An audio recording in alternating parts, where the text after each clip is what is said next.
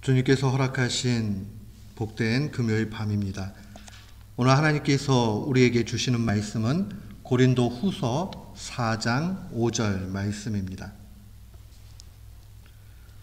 신약 성경 고린도 후서 4장 5절 말씀.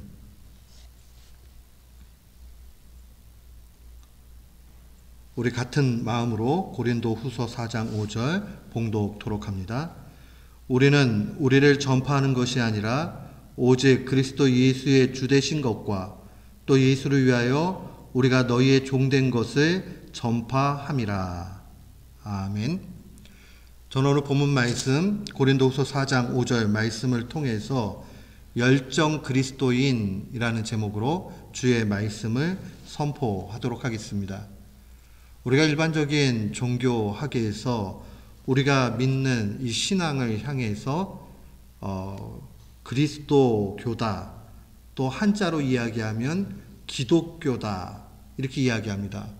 물론 영어에서는 크리스천리티라고 그렇게 이야기하지요. 그런데 이 말을 가만 살펴보면 언제나 우리의 신앙은 2000년 전에 실제 유대 땅 팔레스틴에 사셨던 예수 그리스도와 관련되어 있다는 것을 보게 됩니다. 얼마든지 사람들이 하나님교 할 수도 있고 성령님교 이렇게 할 수도 있는데 유독 우리들을 가르쳐서 그리스도인이라 얘기하고 기독교다 이렇게 말을 하죠. 그것은 바로 예수 그리스도 2000년 전에 실제로 이 땅에 계셨던 예수님과 밀접한 관계가 있었다는 것을 보게 됩니다. 우리가 특별히 마가복음 14장에 와서 보면 베드로가 이 예수님을 부인하는 장면이 나오죠. 여종, 옛날 성경에는 비자라고 그렇게 번역을 했는데 여종이 와가지고 이야기를 하죠. 69절 말씀에 보면 여종이 그를 보고 곁에 서 있는 자들에게 다시 이르되 이 사람은 그 도당이라. 여기서 이 도당이라는 말은 무리 도자에 무리 당자예요. 그래서 그 무리 가운데 하나였다라고 얘기하는 거죠. 원래 원문 성경대로 보면 그들 중에 하나다 이렇게 표현되어져 있는데 한국말로 번역을 해주셨던 그 초대 선교사님들이 참 번역을 잘한 거예요.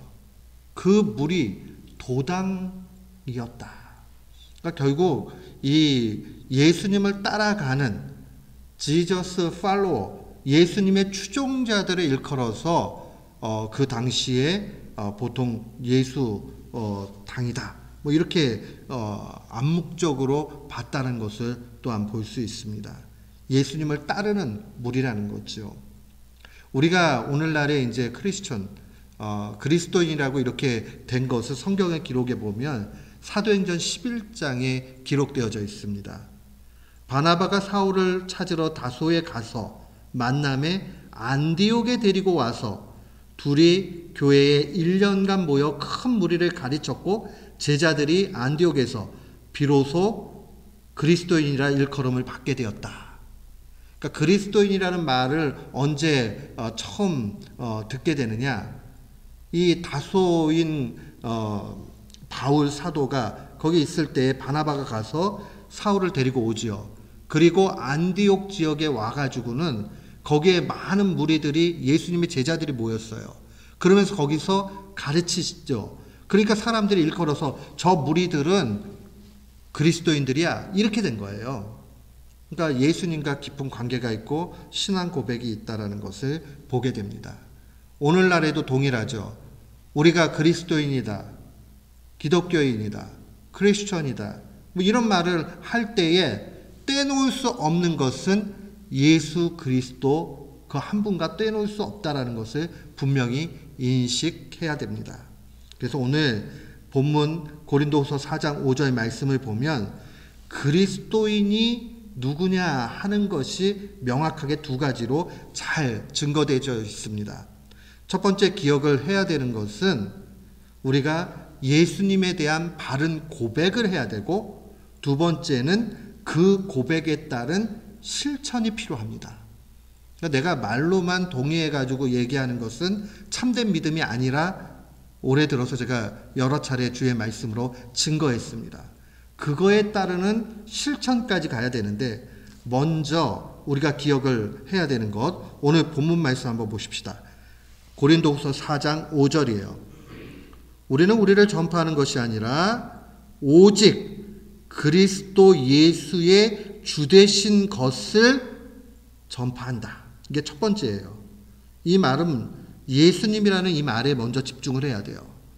예수님이라고 표현되어 있는 이 말은 2000년 전에 이 유대 땅에 팔레스틴 지역에 실제로 사셨던 그 예수님을 일컫습니다. 그리고 이 예수님은 그리스도다.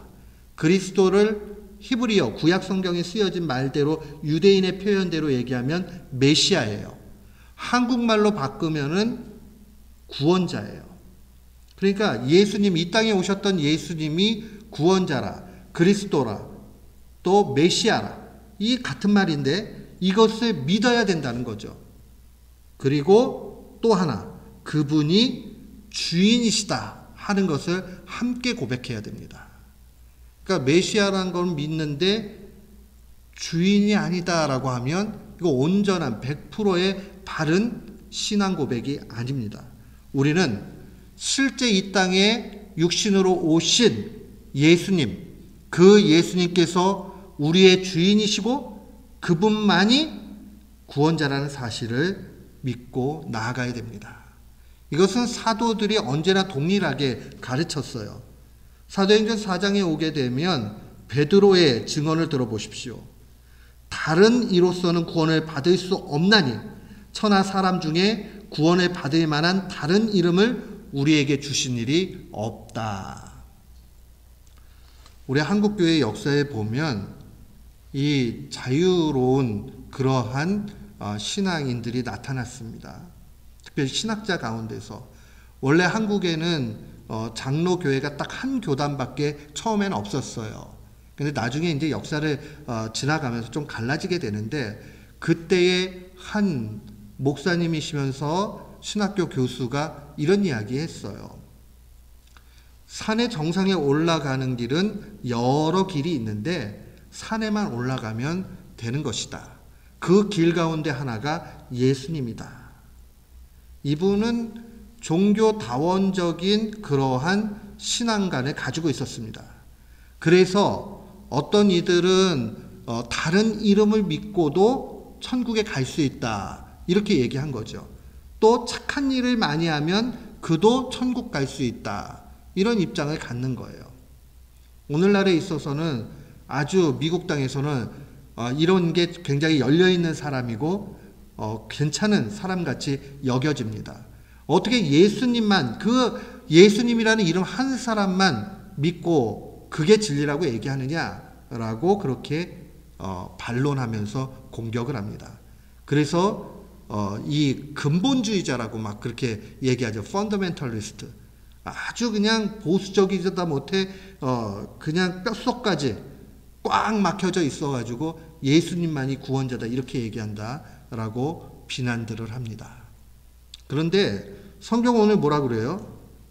구원을 받을 만한 다른 이름을 우리에게 주신 일이 없다. 그럼 우리에게 주신 이름은 한 분, 예수 그리스도 한 분밖에 없음을 분명하게 사도들이 증거합니다. 시간이 지나면 진리가 왜곡되기도 하고 다양한 해석들이 나올 수 있습니다. 사도들의 증언들이 중요한 이유는 사도들은 예수 그리스도와 가장 가까이 있었던 사람들이었고 그들의 가르침은 그 이후에 나온 그런 해석들과는 차원이 다릅니다. 그렇기 때문에 우리가 예수님의 제자라 일컬음을 받는 사도들의 증언, 특별히 성경에 기록되어져 있는 이 생명의 말씀을 그대로 믿어야 됩니다. 우리가 이것을 놓치게 되면 결국은 우리의 신앙은 딴 길로 가게 돼 있어요. 그래서 먼저 기억을 해야 되는 거, 예수님 외에는 구원받을 다른 길이 없다 하는 것을 분명히 해야 됩니다. 그 다음에 이제 두 번째로 기억을 해야 되는 이 주대심, 롤드십이라고 얘기하는 주대심, 예수님이 나의 주인이라는 것. 좀 쉽게 얘기하면 그 뜻은 내 인생의 모든 것이 예수님께 달려있다라는 그러한 신앙을 의미합니다. 종은 주인에게 순종해야 되고 종은 주인 뜻대로 하는 겁니다. 그렇다면 우리가 예수님이 주인입니다 라고 고백할 때는 그 예수님의 뜻대로 해야 되는 것이 맞지요. 오늘은 좀 요한복음 6장을 좀 살펴보면서 봤으면 좋겠어요. 성경책을 좀 요한복음 6장을 다 열어서 보시기 바랍니다. 우리가 한 해 동안 성경을 갖다 일독하자 하는 운동들을 하고 있고 그러는데 요즘 와가지고 성경책을 우리 어릴 때만 해도 성경을 안 갖고 오면 주일학교 선생님들이 전쟁터에 나가면서 무기도 안 갖고 가는 거랑 똑같다 뭐 그런 말씀 많이 하셨는데 뭐 성경책을 꼭 갖고 다녀야 되냐 뭐 이럴 수 있어요. 그런데 중요한 거는 자기 성경책을 자기가 찾아보는 것은 굉장히 유익이 있습니다. 왜냐하면 누가 읽던 책이라든가 또 다른 매체를 이용하다 보면 내가 봤던 거하고 굉장히 기억에 남는 것이 다릅니다. 그래서 페이퍼로 공부하는 사람하고 전자 매체를 통해서 공부하는 사람이 좀 달라요. 그래서 우리 교회는 될 수 있으면 이제는 옛날 방식으로 요거는 좀 돌아가면 좋을 듯 합니다. 그래서 성경을 일일이 찾고 또 성경을 찾는 일들은 굉장히 중요합니다. 왜냐하면 우리가 성경을 더 가까이 할 수 있는 계기가 되기 때문입니다. 그래서 오늘은 요한복음 6장을 좀 살펴보고자 하는데 요한복음 6장의 1절부터 15절의 말씀은 예수님께서 병자들을 고치셨고 그리고 많은 표적을 보이셨어요. 그리고 거기에 나와 있는 말씀을 보면 오병이어 보리떡 5개와 물고기 2마리를 가지고 5,000명을 먹이신 그 사건이 기록이 되어져 있습니다. 그러니까 예수님이 어떤 분이냐 하는 것을 상징적으로 보여주지요. 그 다음에 16절부터 또 21절까지 보면 광풍을 뚫고서 가시는 또 예수님의 모습이 기록되어져 있습니다. 여기 보면 그 이후에도 쭉 이렇게 나오는데 제자들이 그 광풍이 막 불어가지고 있는 상황인데 22절에 보면 이튿날 바다 건너편에 서 있던 무리가 배 한 척 외에 다른 배가 거기 없는 것과 또 어제 예수께서 제자들과 함께 그 배에 오르지 아니하시고 제자들만 가는 것을 봤다. 그러니까 예수님은 지금 배를 타고 가지 않으셨어요. 그런데 가버나움 쪽으로 예수님은 이미 가 계신 그 상황인 거죠. 자, 16절에 보면 저물매 제자들이 바다에 내려가서 배를 타고 바다를 건너 가버나움으로 가는데 이미 어두웠고 예수는 아직 그들에게 오지 아니하였다. 큰 바람이 불어 파도가 일어났다. 이렇게 돼 있죠. 그런데 예수님께서 바다 위를 걸으시고 이제 제자들이 깜짝 놀라서 두려워하니까 나니가 걱정하지 말라라고 그렇게 이야기하죠. 그런데 이튿날에 보니까 바다 건너편에 서 있던 무리가 배 한 척 외에 다른 배가 거기에 없는 것과 배가 2척 있었는데 한 척은 제자들이 타고 간 거죠. 근데 그 배에 예수님이 타지 않으셨던 거를 이 사람들이 안 거예요. 그러니까 예수님이 초자연적인 역사를 통해서 가셨다는 것과 동일하게 또 광풍을 잔잔케 하신 것이 모두 암시적으로 기록되어져 있습니다. 24절 한번 볼까요? 무리가 거기에 예수도 안 계시고 제자들도 없음을 보고 곧 배들을 타고 예수를 찾으러 가버나움으로 가서 바다 건너편에 만나 라삐여 언제 여기 오셨습니까? 라고 이야기를 하죠. 그렇게 일이 진행이 되고 있는 상황 가운데서 예수님께서 묘한 말씀을 하십니다. 26절 한번 보세요. 예수께서 대답하여 이르시되, 우리 한번 26절 같이 읽어볼까요? 내가 진실로, 시작. 내가 진실로 진실로 너희에게 이르노니 너희가 나를 찾는 것은 표적을 본 까닭이 아니요 떡을 먹고 배부른 까닭이다. 이 말씀은 뭐냐면, 너희들은 이 땅의 필요들, 먹고 마시는 거, 이거 관심이 있으니까 날 따라온 거지, 표적, 어떤 영적인 것을 나타내는 이 부분을 가지고 온 것 아니다. 그러면서 27절에 이런 말씀하십니다. 27절 같이 읽습니다. 썩을 양식을 위하여 일하지 말고 영생하도록 있는 양식을 위하여 하라. 이 양식은 인자가 너희에게 주리니 인자는 아버지 하나님께서 인치신 자니라. 인쳤다는 것은 seal, 도장을 찍었다라는 얘기죠.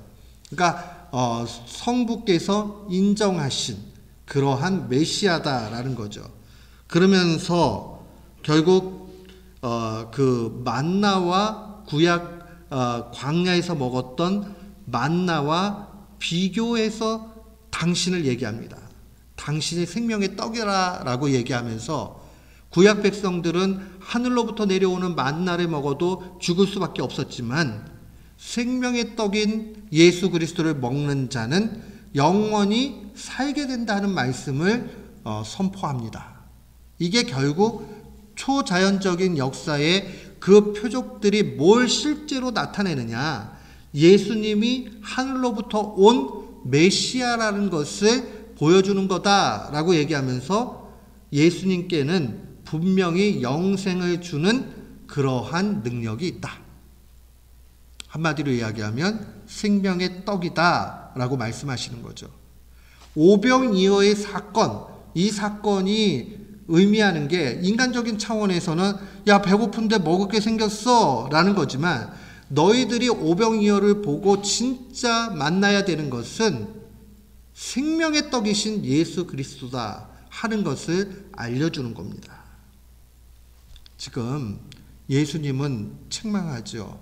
너희들이 세상 일, 육신의 일, 먹고 마시는 것, 이거에 관심 갖지만 진짜로 관심 가져야 되는 것은 생명의 떡인 나다라는 것을 말씀하시는 거죠. 그러니까 이제 문제가 나타나기 시작을 합니다. 우리 본문 뒤로 쭉 넘어가면 41절에 자기가 하늘에서 내려온 떡이라 하심으로 유대인들이 예수에 대하여 수군거렸다라고 증거를 합니다. 이제 논란이 일어난 거예요. 유대인들이 딱 보면서 야 이거 어디서 많이 듣던 얘기인데 그 메시아라는 얘기야?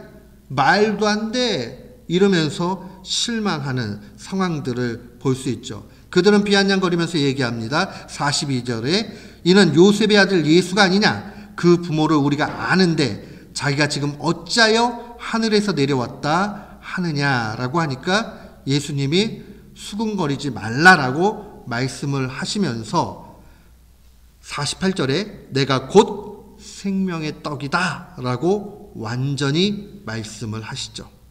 그러고 나니까 52절에 유대인들이 서로 다투어 이르되 이 사람이 어찌 능히 자기 살을 우리에게 주어 먹을 수 있게 하느냐. 이 영적인 차원에서 얘기한 건데 살을 정말 뜯어 먹는 걸로 이제 생각을 하는 것이죠. 눈이 막혀 있으니까 제대로 볼 수 없는 상황이 되는 겁니다. 이런 상황들을 바라보면서 이제 그 사람들이 예수님을 떠나가는 부분들이 나타납니다. 60절에 보면 제자 중, 여기서 제자 중의 제자는 12제자를 얘기하는 것이 아니라 그때 예수님을 따랐던 많은 사람들을 얘기합니다. 제자 중 여럿이 듣고 말하되 이 말씀은 어렵도다 누가 들을 수 있느냐 한데 예수께서 스스로 제자들이 이 말씀에 대하여 수군거리는 줄 아시고 이르시되 이 말이 너희에게 걸림이 되느냐라고 말씀을 하시죠. 그런데 66절에 보니까 그때부터 그의 제자 중에서 많은 사람이 떠나가고 다시 그와 함께 다니지 아니하더라. 그러니까 12제자가 떠나갔다는 게 아니라 많은 제자들이 또 있었는데 그 제자들 가운데 또 많은 무리들이 야 이거 좀 이상해. 그러고는 이제 안 떠나가 떠나가기 시작을 한 거죠. 안 따라다니게 됐다라는 게 오늘 말씀입니다. 그러니까 예수님께서 67절에 말씀하시죠. 12제자에게 이르시되 너희도 갈 거냐? 라고 얘기하니까 68절에 베드로의 대답이 오늘 이 엄청난 주님에 대한 고백으로 나타납니다. 68절 한번 같이 읽읍시다. 시몬 베드로가 대답하되 주여 영생의 말씀이 주께 있사오니 우리가 누구에게로 가오리까? 베드로는 여기에 성령의 은혜 가운데 깨닫게 된 거예요. 영생의 말씀, 생명의 떡이신 예수 그리스도가 나의 주인이시오? 여기 계시니 우리가 어디를 갑니까? 난 예수님 따라가겠다라고 고백하는 겁니다. 주님에 대한 고백, 이것이 중요합니다. 그래서 우리가 그리스도인 되었다 그러면 예수님에 대해서 두 가지를 꼭 기억을 해야 돼요. 예수님만이 구원자라 하는 것과 또 하나는 예수님에게 모든 것이 달려있다라는, 예수님이 나의 주인이라는 이 확고한 믿음이 있어야 됩니다. 오늘 이 믿음이 있는 사람이 어떻게 되느냐? 다시 한번 고린도 후서 4장 5절로 와서 봅시다.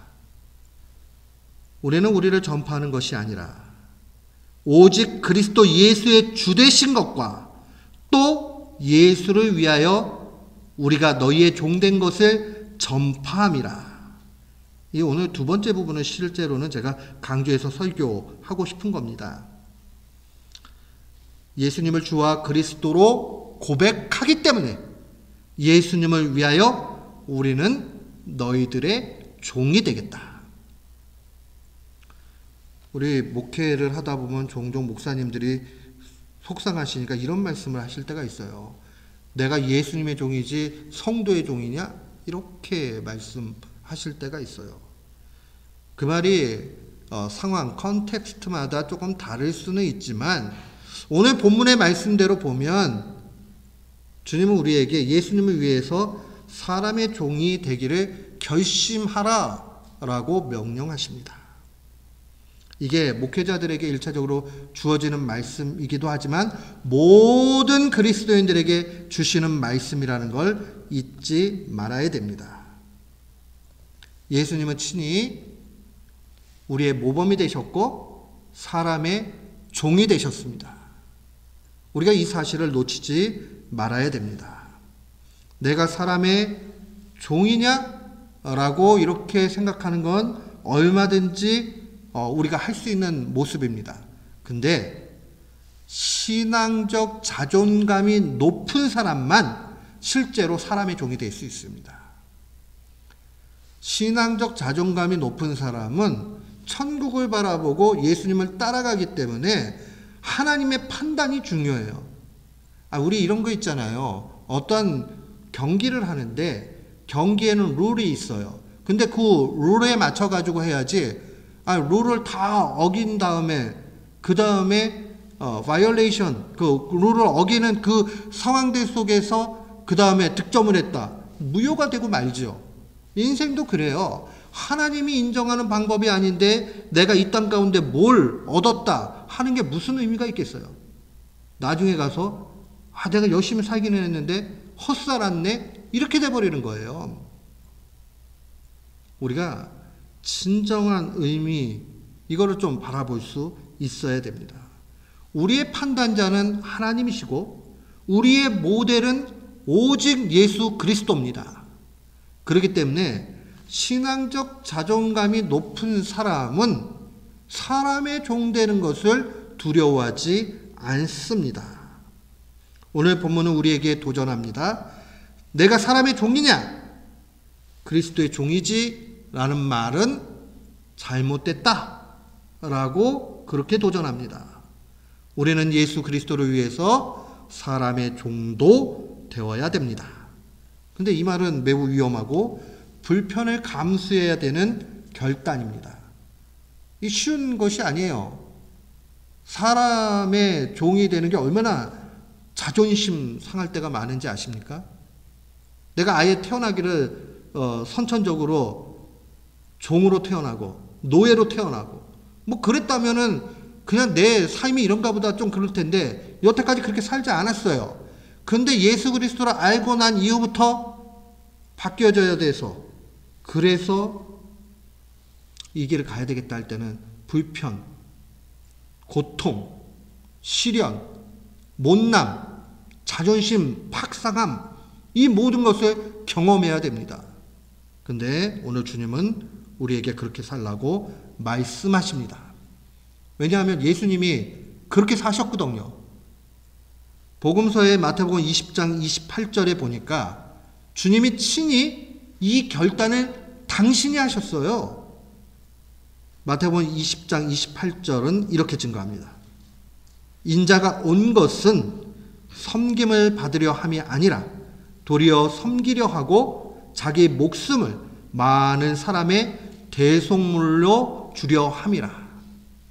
대속물이라는 것이 랜섬, 대신해 가지고 페이해 주는 거죠. 갚아주는 거예요. 뭘로요? 돈으로요? 아니요. 목숨으로요. 주님이 당신의 결단을 그대로 말씀하시는 겁니다. 내가 이 땅에 온 것이 섬김받으려고 온 것 아니다. 섬기려 왔다. 그 섬김의 모습은 내 목숨까지도 아낌없이 주는 거다라고 말씀하십니다. 사랑하는 성도 여러분, 오늘 우리는 이 말씀에 마음을 좀 새롭게 해야 되겠습니다. 남을 위해서 대가를 지불하고 남을 위해서 종이 된다는 것은 많은 어려움이 있을 수 있어요.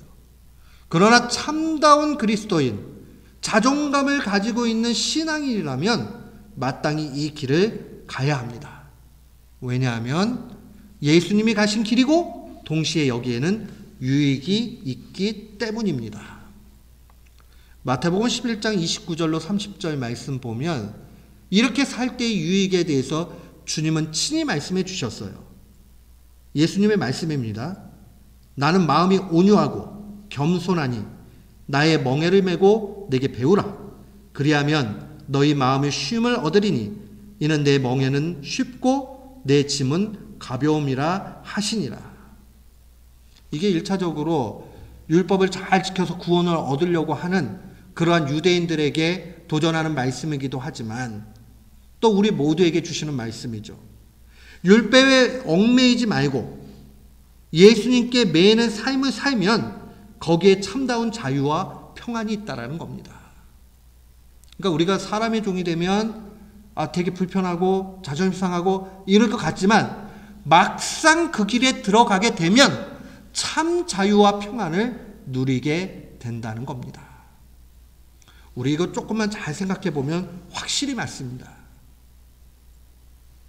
교회 안에서, 가정 안에서, 사회 공동체 안에서 다툼과 이 모든 일들은 자기 입장의 고수에서 나타나요. 자기가 자기 고집대로 하려고 보니까 싸움과 다툼이 일어나게 되지요.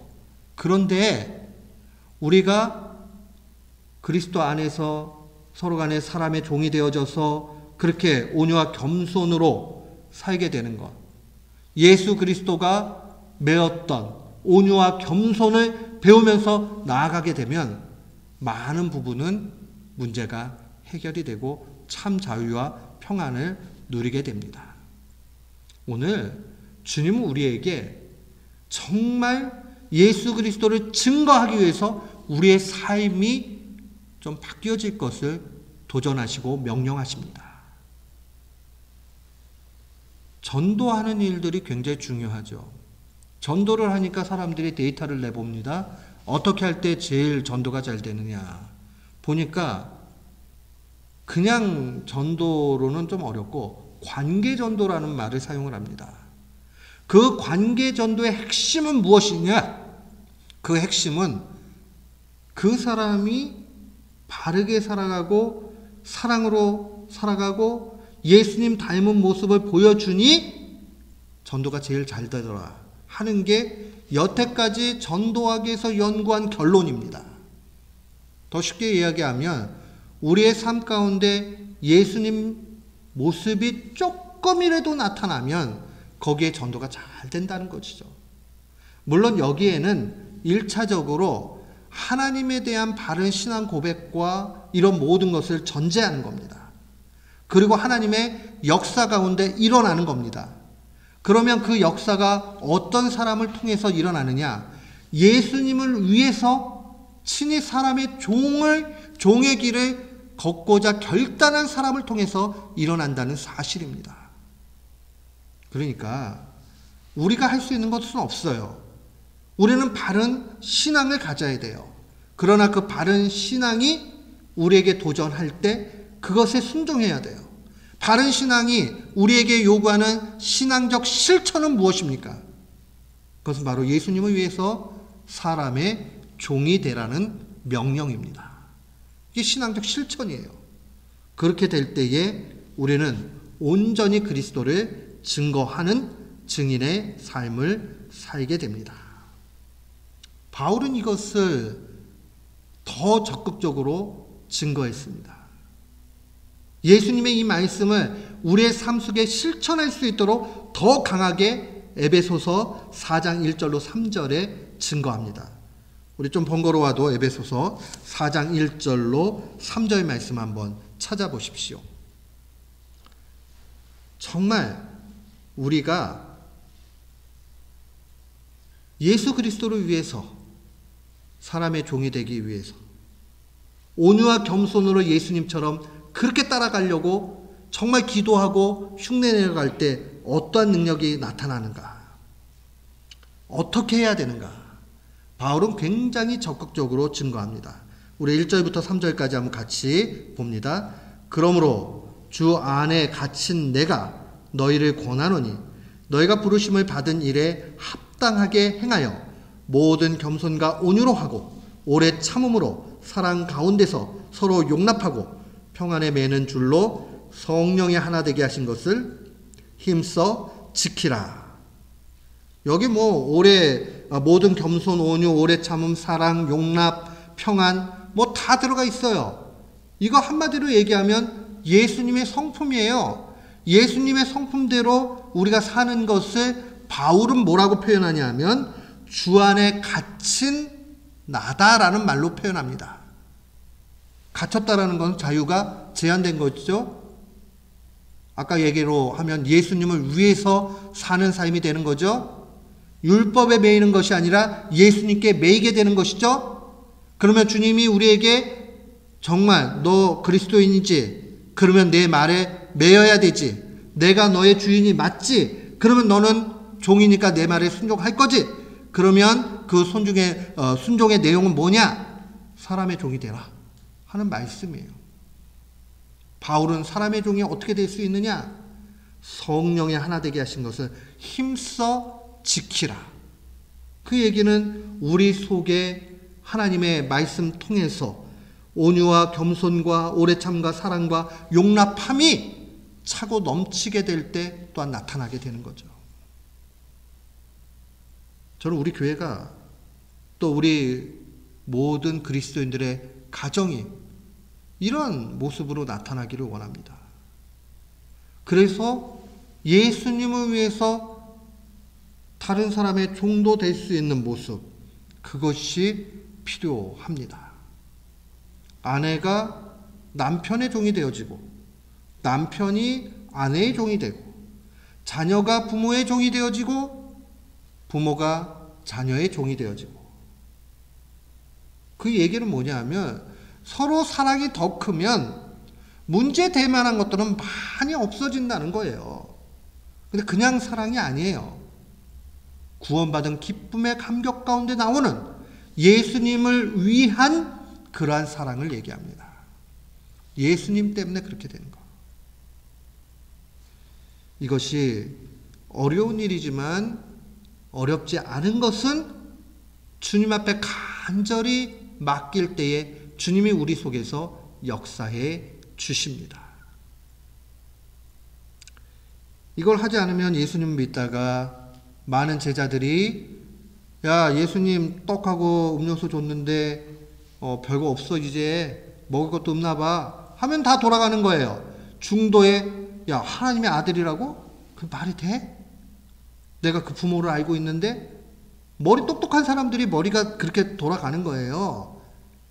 주님의 행하심, 주님의 말씀, 어떻게 보여주셨느냐에 집중하지 못할 때에 우리는 사람의 생각에 그냥 넘어지게 돼 있죠. 사랑하는 성도 여러분, 오늘 이 말씀을 기억해야 됩니다. 나는 주님을 위해서 이웃의 종이 되겠다. 나는 주님을 위해서 신앙적 자존감을 가지고 마땅히 일을 하겠다. 자존감이 낮으면요, 정말 저 사람이 나를 갖다 완전히 종 취급하네, 노예 취급하네, 성질이 나요. 그런데 자존감이 있는 사람은 그래, 내가 그렇게 결단했고 주님 앞에 맡겼고 이게 주님이 판단하실 때는 제일 좋은 거니까 내가 뭐 주님께 칭찬받으면 됐지. 그 일들에 대해서, 사람들의 얘기에 대해서 크게 관심 갖지 않게 됩니다. 자존감이 있는 사람의 모습이에요. 옛날에 제가 한국의 신학대학원 다니고 있을 때요, 저희 역사신학 교수님 중에 한 분이